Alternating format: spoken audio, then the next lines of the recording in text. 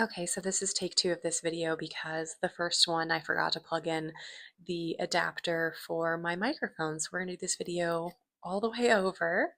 I'm sure it would have been fine. The sound was just picking up extra echoes, and when I listened to it, I thought, you know what? We'll just do another take. I've got time today. Today we are breaking down some woo. Hi, my name is Jade. I'm a dream interpreter and dream witch. I talk about everything from lucid, astral, nightmares, dream symbology, channeling, alchemy, and everyday dream magic. Today we are going to be talking about some woo things. If you know me, I actually talk about a lot of woo things on my page. Um, there's no way to get around it, really. I just don't think there is. Um, but today we're going to be talking about how psychic abilities sound woo, but when you break them down, they're actually not. If you haven't heard, I have an upcoming course that talks about how to uncover your psychic abilities by learning to read your dreams. It is a three-part course. The first video breaks down the psychic abilities and labels each of the abilities and how they work and puts them into a mundane sense. And that is essentially what this video is without all the extra fluff of like knowing what the symbols are for each psychic ability and understanding how those psychic abilities work for you specifically. So this is just taking that psychic ability and understanding it in a more mundane sense. If you want to understand how your psychic abilities work for you specifically, the waitlist for my upcoming course will be listed in the show notes, and you can join that from now until August 14th when the course goes live. Everybody that's on the waitlist will receive exclusive pricing, and they'll also get a first look at the course when it drops. All right, so let's get into it. So number one on our woo list is telepathy. Telepathy sounds very woo. Telepathy means that you can read people's minds. And telepathy and a couple others that we're going to talk about today are actually collective abilities. And all you need to know about that right now is that that means that everybody can tap into it. And I do talk about that more in my course. So if you're looking for more of a deep dive, you know where to look. So let me ask you this. Have you ever been able to finish people's sentences, or maybe you feel emotional or you want to cry if you see people being emotional or crying? That is telepathy coming online. So let's move on to the next one. Number two on the woo list is precognition. So a lot of people link this to dreams, and that's probably where it's most commonly seen. But you could also get like a sense of deja vu, and that would be a precognitive ability. And that's like an instance that happens outside of the dream. So have you ever sensed somebody calling you and you look at the caller ID and lo and behold, it is the person that you thought it was? That is precognition, and this is also a collective ability. The closer you are to somebody, the more tapped in you are to that. So you guys have a sort of channel happening. It could be with text, or it could be with a phone call, or it could just be a thought that pops into your head about that person. That could also be like a connection being made, that channel being made with that specific person. So number three on the woo list is amplifier. And I actually had somebody reach out about this recently in a post in one of the captions. And they said everybody around them feels psychic when that person is around. And that is a significant sign that you have an amplification ability. If everybody feels fueled, or they feel like they could leave your presence and create something or start a new hobby, or they feel magnified in your presence, you are probably an amplifier.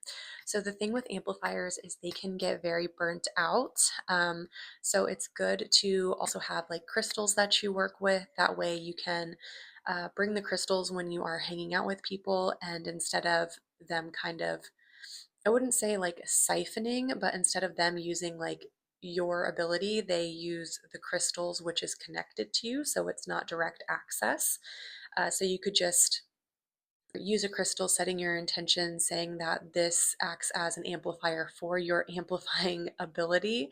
And that way, when it's in the room, it is the one magnifying everybody instead of you.